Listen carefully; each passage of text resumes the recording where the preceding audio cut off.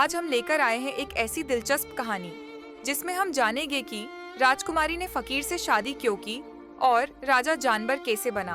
तो चलिए शुरू करते हैं। बहुत समय पहले की बात है। एक खूबसूरत और शांत नगर में एक राजा रहता था। उसकी एक ही बेटी थी, राजकुमारी रूपावती, जो रूप, गुण और समझदारी तीनों में अनोखी थी। राजा उसे बहुत प्यार करता था और उसकी हर इच्छा पूरी करता था। जब राजकुमारी विवाह योग्य हुई तो राजा ने उसके लिए दूर दूर से रिश्ते मंगवाए।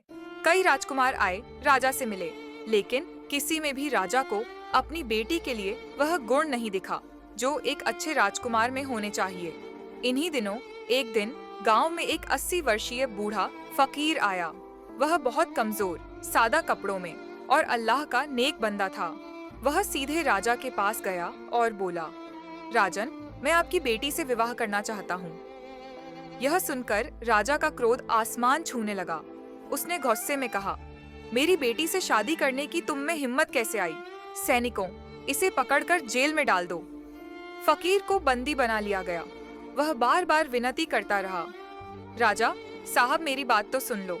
मैं आपकी बेटी से शादी इसलिए करना चाहता हूँ क्योंकि इसके पीछे बहुत बड़ा राज्य है। पर राजा ने एक न सुनी और फकीर को जेल में डाल दिया गया। राजकुमारी को घटना का पता चलता है। जब राजकुमारी को यह खबर मिली कि एक बुजुर्ग फकीर को पीटा गया है, तो वह पिता के पास पहुंची और बोली, एक बूढ़े आदमी पर अत्याचार करना गलत है। राजा ने उसे डांट कर भेज दिया। लेकिन जब राजकुमारी को पता चला कि यह वही फकीर है जिसने उससे विवाह का प्रस्ताव रखा था, तो वह हैरान रह गई। वह जेल में गई और फकीर से बोली, आप मुझसे शादी क्यों करना चाहते हैं? फकीर ने केवल इतना कहा, जब तुम मुझसे शादी करोगी तब तुम्हें कारण खुद पता चल जाएगा।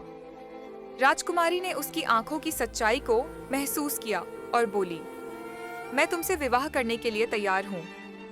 राजा ने राजकुमारी को बहुत समझाया, लेकिन राजकुमारी नहीं मानी। राजा को मजबूरी में शादी करवानी पड़ी, पर राजा ने कठोर आदेश दिया, मेरी बेटी अब महल में नहीं रहेगी। शादी के बाद वह फकीर की झोपड़ी में रहेगी। शादी साधारण तरीके से हुई और राजकुमारी फकीर के साथ जंगल में एक पेड़ के नीचे बनी छोटी सी झोपड़ी में रहने लगी। फकीर ने कहा, मेरे पास खाने को कुछ नहीं, मैं रोजे रखता हूँ और इबादत करता हूँ। क्या तुम मेरे साथ इस गरीबी में रह पाओगी? राजकुमारी ने मुस्कुराकर कहा, मैंने अल्लाह से दुआ की थी कि जो नेक इंसान आएगा मैं उसे कबूल करूंगी। मैं तुम्हारे साथ हर हालत में खुश हूँ। अब दोनों दिन में लकड़ियां बीनते, रात को इबादत करते और अल्लाह का शुक्र अदा करते। राजकुमारी, जिसने कभी राजमहल की रोटी नहीं छोड़ी थी, अब 2 खजूरों में भी खुश रहती थी। राजा दिल से बेटी को वापस लाना चाहता था। राजा राजकुमारी के लिए कभी धन भेजता और कभी भोजन से भरी थाल, लेकिन राजकुमारी हर बार कहती, मैं उसी में राजी हूँ जो अल्लाह ने मुझे दिया है। मुझे महल का कुछ नहीं चाहिए। एक दिन राजा का दूत मजेदार भोजन लेकर आया, पर राजकुमारी ने कहा, अल्लाह की दी हुई चीज के अलावा मैं कुछ नहीं खाऊंगी। यह देखकर फकीर ने दुआ की, ऐ अल्लाह, मेरी सब्र करने वाली बीवी के लिए आसमान से ऐसा भोजन उतार जिसे किसी ने कभी न देखा हो। और अल्लाह ने दुआ कबूल की। आकाश से चांदी की थालों में भोजन उतरने लगा। राजा का दूत यह देखकर डर गया और महल लौटकर सारी घटना बता दी। राजा सोचने लगा, यह फकीर कोई जादूगर है, मेरी बेटी को बहला रहा है। उसने एक ताकतवर जादूगर बुलाया और बोला, इस फकीर को मारो और मेरी बेटी को वापस लाओ।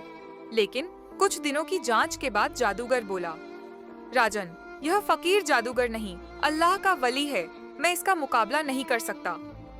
राजा को क्रोध आया। उसने कहा, अगर तुम नहीं कर सकते तो मैं करूंगा, मुझे जादू सिखाओ। जादूगर ने चेतावनी दी, यदि जादू उल्टा पड़ा तुम पशु बन जाओगे।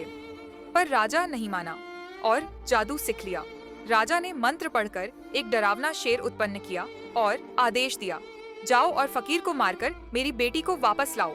लेकिन जैसे ही शेर फकीर के पास पहुंचा, फकीर कुरान की तिलावत कर रहा था।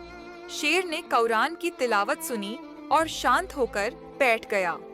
फिर शेर वहीं गायब हो गया। जादू उल्टा राजा पर पड़ गया। राजा के शरीर पर बाल उग आए, शरीर जानवर जैसा हो गया और चेहरा राजा जैसा ही रहा। राजकुमारी और फकीर महल पहुंचे। लोग चिल्ला रहे थे, हमारे राजा को क्या हो गया? राजकुमारी अपने पिता को देखकर रो पड़ी। राजा ने सच स्वीकार किया, मेरी बेटी, मैं लालच, घमंड और नफरत में अंधा हो गया। मैंने फकीर का अपमान किया, इसलिए मुझे यह सजा मिली। इसी समय फकीर का शरीर चमकने लगा और वह बूढ़े फकीर से बदलकर एक युवा सुंदर राजकुमार जैसा हो गया। राजकुमारी हैरान रह गई। फकीर बोला, यह झोपड़ी, जंगल, गरीबी सब तुम्हारी परीक्षा थी। तुमने सब्र किया, शुक्र किया, इसलिए अल्लाह ने तुम्हें तुम्हारा असली राजकुमार दिया। कहानी का संदेश, जो भी अल्लाह पर भरोसा करता है और सब्र व शुक्र के साथ चलता है, अल्लाह उसे वहां से देता है जहां वह सोच भी नहीं सकता। अहंकार, घमंड और लालच का अंत हमेशा बुरा होता है। नेकी, सब्र और अल्लाह पर यकीन, इन्हीं में जिंदगी की खूबसूरती है। वीडियो अच्छी लगी हो तो चैनल को सब्सक्राइब कर लेना और कमेंट करके बताना वीडियो कैसी लगी।